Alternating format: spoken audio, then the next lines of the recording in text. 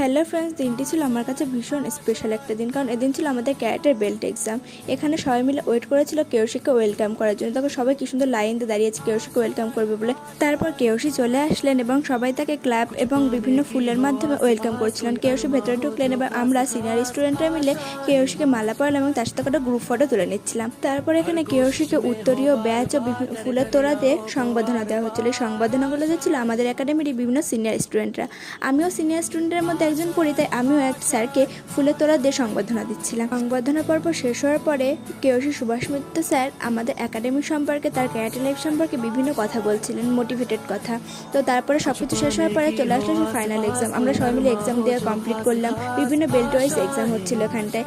তারপর আমাদের sense academy সম্পর্কে, আমাদের প্র্যাকটিস সম্বন্ধে একটু বক্তব্য রাখছিলেন।